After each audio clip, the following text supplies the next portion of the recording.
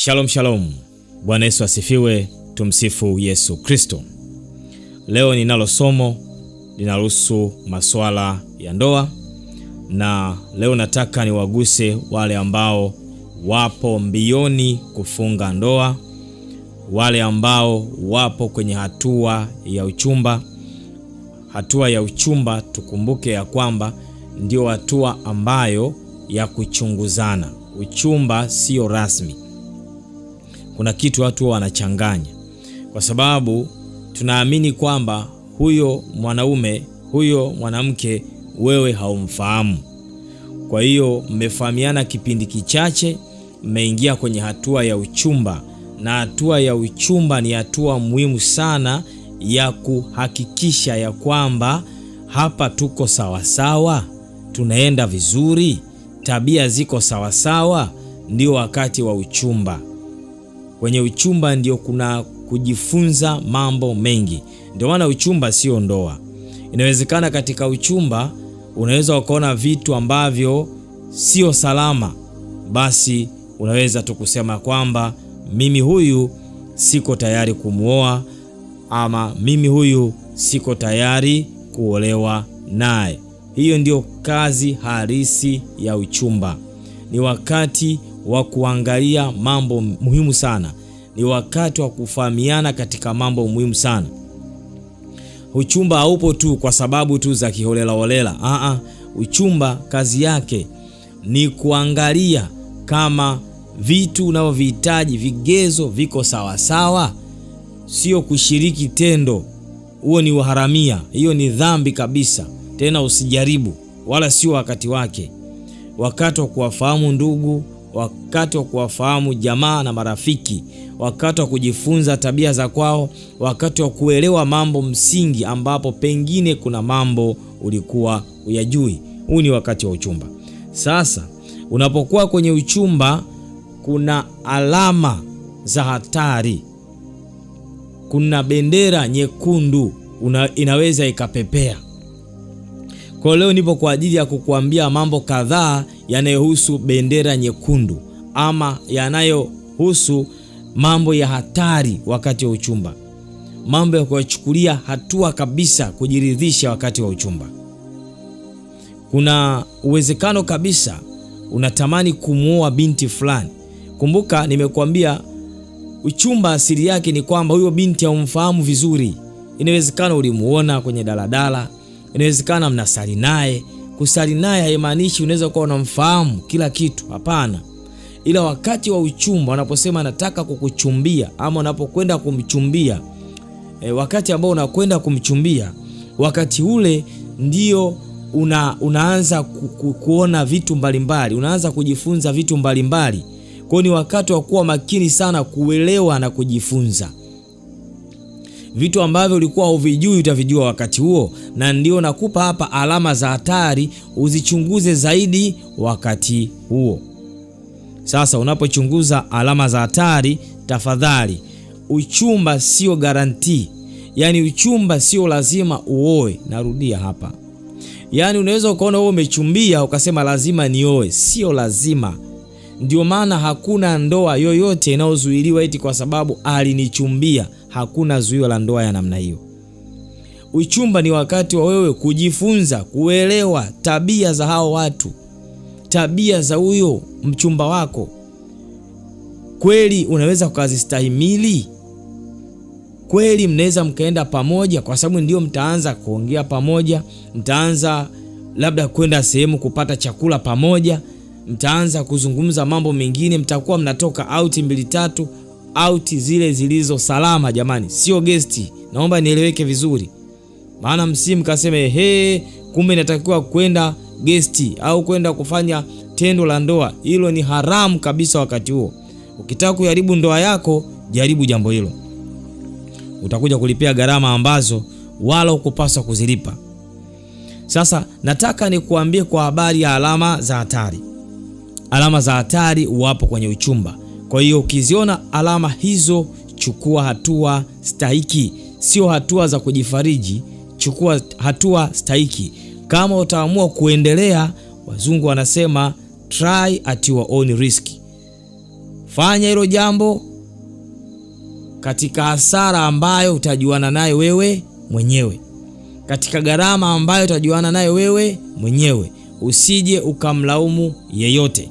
Hata wazazi wakati mwingine wanazionaga alama za hatari, halafu wanamwambia mtoto wao, mwanetu, pale kama tumeona hiki, mtoto akisema unajua atabadilika, upendo utambadilisha, wazazi wanasema sawa mwanetu, wanakuacha, kwa sababu yatakayokukuta huko ni ya kwako, utapambana nayo mwenyewe, kwa kuwa ndoa ni taasisi inayoitegemea.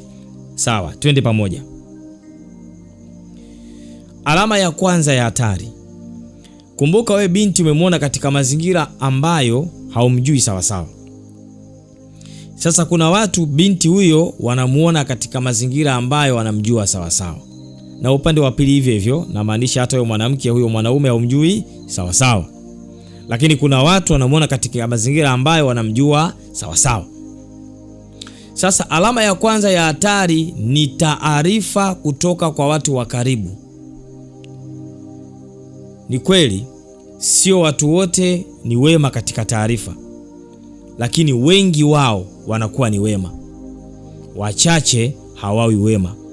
Na maanisha hivi, unaweza ukamwona binti, yani kila ulipomuona wewe alikuwa katika ule ustaarabu, yani alijificha tabia zake zote.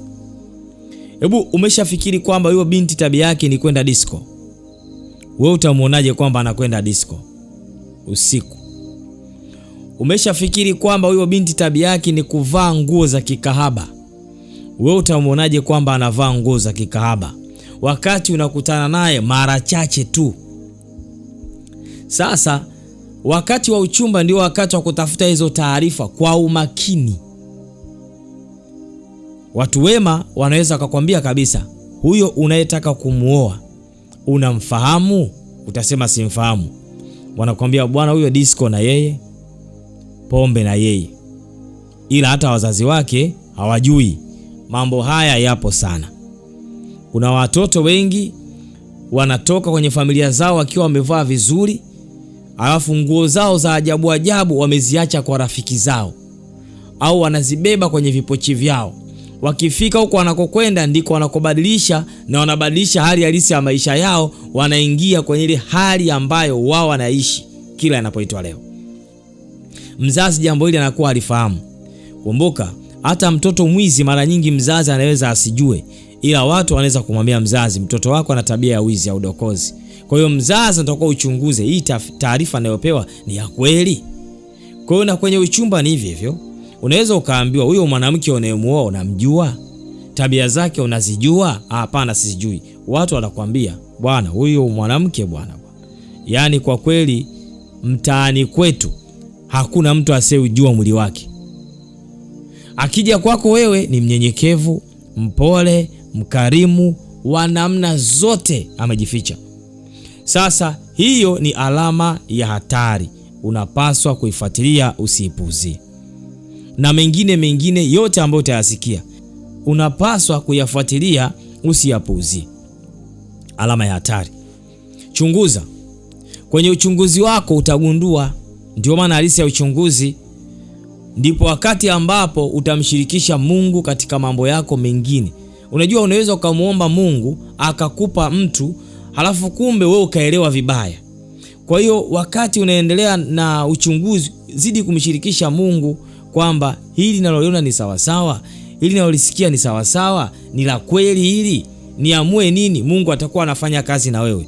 Usijipe mahesabu ya matumaini ya kwamba hata kama ana tabia mbaya nitambadilisha. Huko ni kujidanganya. Kubadilisha tabia ya mtu ambayo imekomaa ni ngumu mno. Ni ngumu mno, na hii ni sehemu ya ndoa nyingi kuingia kwenye mafarakano. Kwa hiyo wakati wa uchumba utaelewa kwamba huyu anafaa ama hafai. Kwa hiyo ukiona hafai, tafadhali chukua hatua. Usije ukasema unajua mimi nilimpenda, moyo wangu umempenda. Upendo peke yake unaweza usitoshe kumbadilisha mtu. Upendo peke yake unaweza usitoshe kumbadilisha mwanadamu. Kwa hiyo chukua hatua mapema na ujue ya kwamba ni heri ukapata mtu mwenye changamoto ambazo wewe unajua kabisa changamoto hizi mimi nazimudu. Sio kwa habari ya upendo, yani kwa hili nalimudu, kwa hili nalimudu, kwa hili nalimudu. Haya mimi wala sina shida naye. Lakini ukishaona kwamba hili naweza nisilimudu, kuwa makini. Nimezungumza kwa upande wa mwanamke. Kwa upande wa mwanaume hivyo hivyo, wewe mwanamke unaweza ukaambiwa kwamba huyo mwanaume wewe unamuelewa? Hapana, simuelewi. Sisi bwana hapa tunamfahamu. Ameshachumbia wanawake zaidi ya 10. Ameshatoa mahari mara 5. Ameshaishi na wanawake kinyumba mara 3. Hajafanikiwa kuoa. Kwa hiyo wewe utakuwa ni listi kati ya wale ambao aliwahi kuwafanyia kitu cha namna hiyo. Hiyo tayari ni alama ya hatari. Kwa hiyo lazima kutumia busara, tumia hekima ya wazazi, waeleze, fanyia utafiti. Kama lina ukweli ndani yake, basi chukua hatua ya kusema kweli nimechumbiwa, lakini katika kipindi cha uchumba nimebaini mambo kadhaa ambayo yanaweza kuniletea maumivu mbele ya safari. Ndoa ni safari ya watu wawili, tena wawili kweli kweli. Mtatembea umbali usiojulikana, mrefu, wastani au mfupi. Sasa kwa kuwa hujui umbali unaokwenda, ni vyema kabisa ukachukua tahadhari mapema. Watu wengi wanapataga taarifa za namna hii halafu wanakuwa wabishi, aidha watoto wenyewe, aidha wazazi, lakini walio wengi ni watoto wenyewe. Mtoto anaelezwa kabisa, bwana, huyo mwanaume unayetaka kwenda kuolewa naye, tuna taarifa yake hapa. Hii taarifa mbona kama inaonekana sio sahihi? Na pengine binti unaweza ukawa unaijua hiyo taarifa, ukasema mbona na mimi naifahamu hiyo taarifa. Hiyo ni alama ya hatari. Usingoje umeingia kwenye ndoa. Ndoa ya Kikristo haina kufutwa. Ndoa ya Kikristo haina talaka.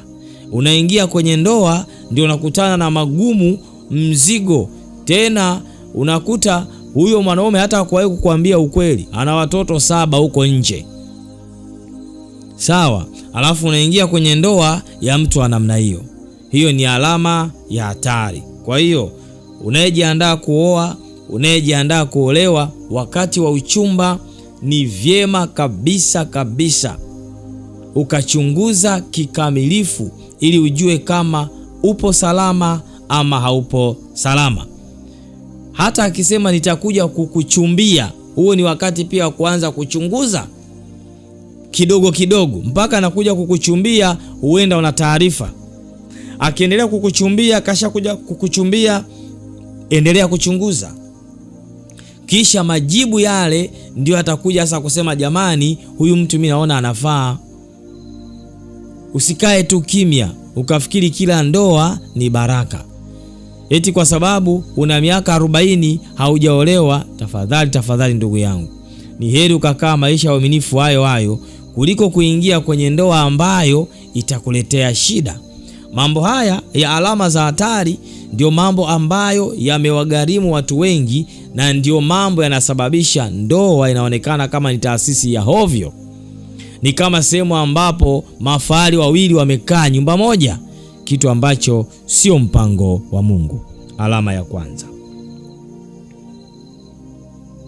Alama nyingine ambazo utaziona mkiwa pamoja, mkiwa mnashirikiana katika mambo mbalimbali katika uchumba wenu, kutembeleana huku na kule, ukosefu wa ukweli katika maongezi na matendo. Kuwa makini sana ndugu yangu. Unajua mtu ambaye amekulia tangu utoto wake mpaka anafikia umri wa kuolewa ama kuoa, alafu huyo mtu amekulia mazingira ya kutokuwa mwaminifu kwa maneno na matendo, upendo hauwezi kumbadilisha mtu wa namna hiyo. Huyo hayo yatakuwa ndio maisha yake. Kwa hiyo ukishaona dalili za kukosa ukweli katika maongezi, maana yake katika ndoa atakudanganya kweli kweli. Maana ujue kipindi cha uchumba hiki ndio mtu ambacho anajaribu kujifanya kwamba yeye siye kumbe ndiye. Ndio wakati ambao mtu anakuwa muongo sana. Ndio wakati mtu ambao anajifanya ana uwezo, anajifanya ana cheo fulani katika maisha yake, ana nafasi fulani, ana upendo wa aina fulani, mpole, mnyenyekevu, mkarimu. Ndio wakati huo. Sasa bahati mbaya sana ndo unakutana na mtu ambaye walau sura yake si haba, walau mwili wake si haba. Basi wewe sasa umeangalia sura, umeangalia mwili, umeangalia shepu, umeangalia six pack, umeviangalia hivyo, umeingia na ulaghai ndani yake, umeisha. Unaona kwamba huyu ndiye. Huko mbele ya safari utajuta. Uzuri dunia leo, dunia utandawazi. Mitandaoni huko watu wanalia sana, na wanaolia ni wazuri kweli kweli. Walioulizwa wamelizwa na watu ambao ni six pack hao. Ni watu ambao walionekana na vitu lakini chozi linawatoka, wengine wanaishia kupata stroke, wengine wanapata sonona, msongo wa mawazo, wengine wanajiua. Nasikia wivu wa nini? Mapenzi. Chanzo pengine alama ya hatari aliiona akaipuuzia. Akajiona yeye shujaa, akasema nitambadilisha kwa upendo wangu. Ndugu yangu tafadhali. Mtu akishakosa kuwa mkweli, hiyo ni alama ya hatari. Kwenye maneno na matendo. Nitakufanyia hivi, hafanyi. Nitatenda hiki, hatendi. Kwenye uchumba hapo, bwana itakuwa 1 2 3, hafanyi. Unajua bwana nilichelewa, nilikuwa nimetoka nyumbani, basi kulikuwa kuna kazi nyingi. Unachunguza kumbe alipitia sehemu nyingine. Hizo ni alama za hatari. Mimi leo kazi yangu leo ni kukuonesha tu alama za hatari, wewe uzifanyie kazi. Alama nyingine, ubinafsi. Ubinafsi ni msingi mbovu. Ni mtu ambaye anajifikiria yeye, selfish. Yaani yeye kila kitu anataka apate yeye. Kila jambo jema lipite kwake yeye. Ubinafsi. Hiyo ni hatari. Manake huyo kwenye nyumba, akiwa mume wako, akiwa mke wako, atakuwa anajali zaidi mambo yake kuliko mambo yenu. Selfish. Yuko tayari akubali yeye kupiga hatua fulani, wewe ubaki hapo ulipo. Ubinafsi. Yuko tayari kwao maisha yawe bora kuliko maisha yenu au maisha ya kwenu kwa wazazi wenu wote wawili. Ubinafsi ni alama ya hatari. Leo mume wako akiwa anajenga tu nyumbani kwao. Kujenga nyumbani sio jambo la lazima, ni jambo option, yani jambo ambalo linafanyika kwa utaratibu maalum. Ndani kwako kumeharibika, kwao anajenga. Na mwanamke hivyo hivyo, ndani kwenu kunaharibika, kwenu unajenga. Zile pesa unapewa za chakula, unabana, unajenga nyumbani kwenu. Ubinafsi. Wewe ukilijua hilo litakuumiza. Kuna watu nimewahi kusikia kabisa, yani wamepanga nyumba ya mmoja wa mwenzi wake wa ndoa. Yani mume ana nyumba kajipangisha mwenyewe, anasema tumepanga. Hivyo hivyo, yani mke ana hela kajenga nyumba, alafu mmepanga hiyo nyumba, hela inaingia kwake. Ubinafsi. Lakini hizi ni alama za hatari ambazo ulipaswa kuwa unazijua. Kuto kuzijua hizi alama za hatari, maana yake yatakutokea haya ndani ya ndoa. Kwao unasikia wamejenga, wamenunua na magari, wewe hapo kwako una struggle, unahangaika. Hata kama mwanaume ndio provider, ndio mtoaji wa kila kitu, wakati mwingine mtu ambaye anakuwa sio binafsi anaweza kukwambia bwana, mimi nina kisenti changu hiki hapa, kitusaidie kufanya kitu 1 2 3. Inashindikana kwa sababu ya ubinafsi. Kwa sababu ndoa ni safari yenu wote wawili. Itafaa nini wewe una pesa umezificha mahali, alafu wewe unaondoka, uhai wako unaondoka? Ama kuna tukio moja liwahi kukutokea, ngoja nikupe mfano labda utakusaidia. Kuna bwana mmoja alikuwa yeye ana pesa na tunaamini kwa sababu yeye alisema ana pesa.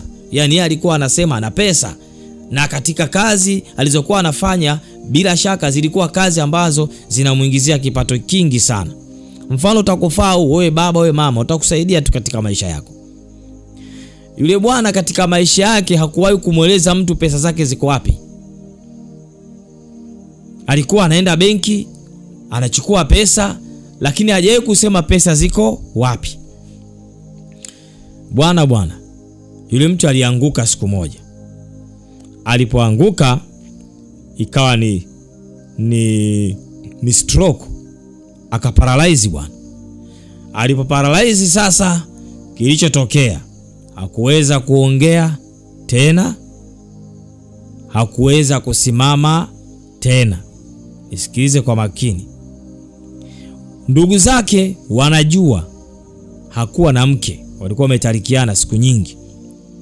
Sasa wewe chukulia tu una mke, yani au una mume, wewe chukulia hapo mfano wewe hivyo.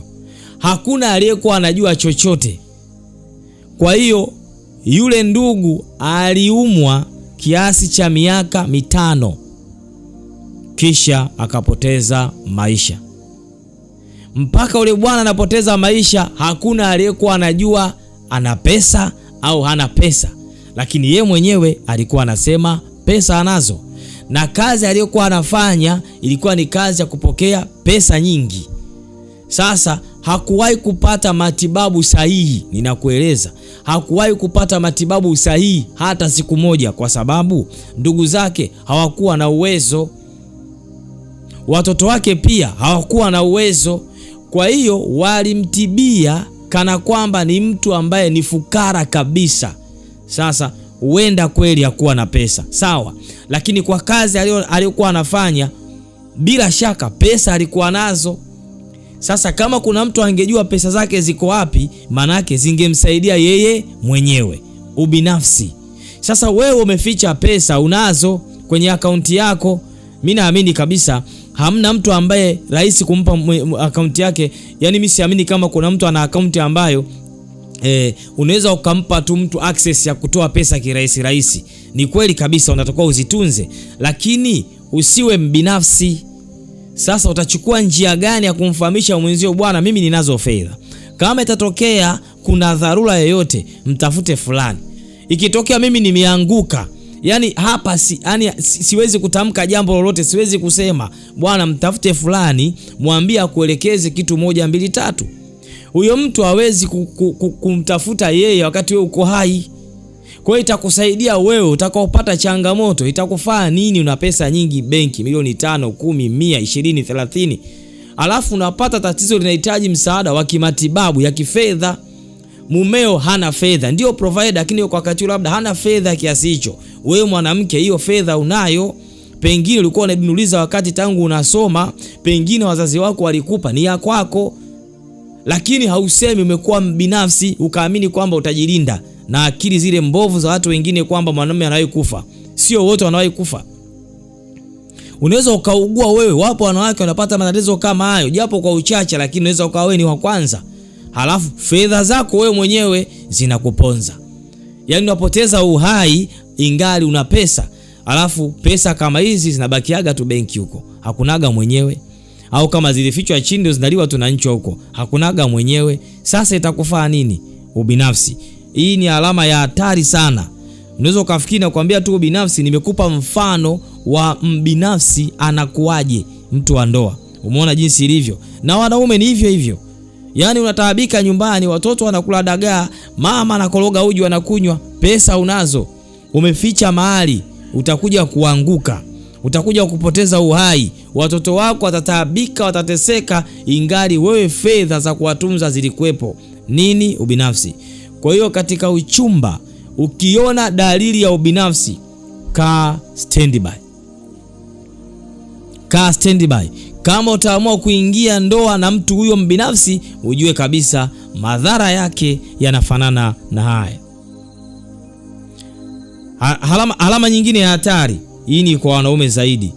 Kunywa vileo kupita kiasi. Kama unaolewa na mwanaume ambaye anakunywa pombe kupita kiasi, hapo ndugu yangu hakuna ndoa, mtakuwa mmefungua taasisi ya kusuluhisha migogoro. Itakuwa sio taasisi ya ndoa, itakuwa ni taasisi ya kusuluhisha migogoro. Pombe. Wewe unategemea mtu ambaye anakunywa pombe kiasi hicho, mtafanya jambo gani la maana? Kitu gani ambacho nyinyi mtakifanya kinachoeleweka? Hapo utakuja kesi za wanawake, kesi za magonjwa, kesi za kufilisika, kesi za njaa. Sasa pengine ujui, watu wanakutonya. Bwana we, huyo mchumba wako huyo unamjua? Simjui. Bwana huyo akiingia baa na milioni 3 akitoka anaela taxi, na anaweza katoka hapo taxi akalipiwa na rudi nyumbani. Kama unaingia kwenye jaribu hilo, ujiandae. Wewe unasema upendo utambadilisha, huko ni kujidanganya. Upendo kubadilisha tabia ambayo mtu amekomaa nayo, upendo ukambadilishe, huko ni kujidanganya. Ila kama unataka kuingia, ingia ukijua kabisa lolote linalotokea utapambana nalo. Hatua nyingine ya hatari ni kutokuwa tayari kukiri kosa. Mtu ambaye hayupo tayari kukiri kosa, huyo ni mtu hatari. Sasa mambo yenu mtayasuluhishaje? Changamoto zenu mtazisuluhishaje? Kuto kukiri kosa maana yake ni kwamba kuto kukubali kama amefanya kosa. Sasa mtu ambaye hakubali kama amefanya kosa, maana yake ataendelea kulifanya hilo kosa. Kwa hiyo kama wewe unapata maumivu, anakutesa kupitia jaribu au kosa fulani, maana yake ataendelea kukutesa kwa sababu hakubali kukiri kosa. Tunaelewana vizuri wapendwa? Dada unayejiandaa kuingia kwenye ndoa, kaka unayejiandaa kuingia kwenye ndoa, unanielewa? Kukiri kosa, ujuaji zaidi, yani kila kitu anajua. Safari ya pamoja ni kuzungumza pamoja. Safari ya pamoja ni kushirikishana kila kitu pamoja. Safari ya pamoja ni kuelewana. Sasa mtu anamwambia bwana, ndugu yangu, mbona hapa umefanya hivi? Mimi sijafanya hivyo, uliniona. Wakati una ushuhuda kabisa kwamba amefanya. Sasa mtu wa namna hiyo ni hatari. Ni hatari sana katika ustawi wa ndoa. Haya ambayo najaribu kukueleza wewe ambao unajiandaa kuingia kwenye ndoa, ndio hayo yanasababisha hizo ndoa unazisikia zina kelele. Haya nayo yasema. Na wengi wao waliyajua wakayapuuzia. Waliambiwa wakapuuzia. Sio kwamba hawakuyajua. Ni wachache sana wanaingia kwenye ndoa wakasema kwamba mimi haya sikuwahi kuyasikia. Wachache sana. Hizo ni dalili za hatari. Ya mwisho katika dalili za hatari, mambo ya ushirikina. Unaenda kuingia kwenye ndoa na mtu ambaye ana tabia za kishirikina. Ndoa yenu itasimama kishirikina. Uenda hata hiyo ndoa wewe unayeoa unaoa kwa sababu umerogwa, na wewe unayeolewa pengine unaolewa kwa sababu umerogwa. Sasa kama unaoa kwa sababu umeroga na unaolewa kwa sababu umeroga, hiyo ndoa huko nataka kwenda kutengeneza bomu la aina gani? Mganga kama mganga anawezaliwa nani hapo? Kwa hiyo kuwa makini. Nimejaribu kukupa alama za hatari. Maswali: nitamuoa nani? Nifanyeje? Itakuwaje? Alama za hatari. Ukizingatia alama hizi ukazichukulia kwa uzito wake, itakusaidia sana. Kama si wewe, basi hata nyinyi wazazi wasaidieni watoto wenu, vijana wenu. Hata nyinyi walezi wasaidieni vijana wenu, kwa sababu haya nayo yasema ndio leo yamesababisha ndoa nyingi zimevunjika. Ndio yamesababisha single mother wanaongezeka. Hiyo sio ufahari. Mimi kila siku nasema jamani, usingle mother sio ufahari. Hiyo ni roho ya kishetani kabisa. Yaani ukiona unafurahia usingle mother ni kujifariji tu, lakini hiyo ni roho ya kuzimu kabisa. Hiyo ni roho ya Lucifer kabisa. Mungu hakukuumba wewe uteseke namna hiyo. Mbona wenzako wanafurahia ndoa zao? Ina maana wewe ukutaka kufurahia ndoa yako? Yaani kweli kabisa wewe kutoka kwenye ndoa kwa kuamua mwenyewe? Utakuta tu uliondoka kwenye ndoa kwa sababu ya tatizo fulani. Sasa pengine matatizo yaliyokuondoa kwenye ndoa ni pamoja na haya ambayo nimejaribu kukudokeza, alama za hatari wakati wa uchumba. Mungu akubariki kwa kufuatilia fundisho hili. Nina imani kabisa kuna jambo umepata, kuna jambo umelichukua na kuna jambo litakusaidia katika maisha yako. Usipuuze neno linapokuja, maarifa unapoyapata yafanyie kazi. Waswahili wanasema akili ya kuambiwa changanya na ya kwako. Mimi nimekufundisha maarifa kama ilivyo desturi yetu ya ukurasa huu, channel hii ya Mikono ya Kristo. Tunasema mikono ya Kristo kwa neno la maarifa, na sisi tunakupa neno la maarifa. Sijaongea kifungu chochote cha Biblia, lakini haya yote kwenye Biblia yapo. Nimeamua tu kuongea darasa huru tuweze kuelewana mimi na wewe, maisha huru kabisa. Mwingine hata dini yatamsaidia, anaweza akakaa au akapita mahali salama. Mungu akubariki kwa kufuatilia mafundisho haya. Zipo namba za simu hapo, kama unahitaji msaada wa kiroho unaweza ukatupigia kwa ushauri, kwa maombi, kwa maombezi, tutakusaidia. Lakini wewe ambaye unaendelea kufuatilia mafundisho bado haujasubscribe, bonyeza button ya kusubscribe kwenye screen yako, alafu bonyeza ile alama ya kengele, share mafundisho haya kwa wengine, utabarikiwa zaidi, na wengine ambao unashare mafundisho haya watafunguliwa na kubarikiwa zaidi na zaidi. Usisite kucomment hapo kwenye comment section. Kama unahisi umebarikiwa, comment tu hapo, wala hakuna gharama yote. Comment, maana Mungu anatukuzwa kwa namna mbalimbali. Unapo comment ni kwa ajili ya sifa na utukufu wa Mungu mwenyewe. Ulikuwa na mimi mtumishi wa Mungu Norbert Simon Mpunga. Hadi wakati mwingine, kwa niaba ya timu nzima ya Mikono ya Kristo tunasema Mikono ya Kristo kwa neno la maarifa. Bye bye.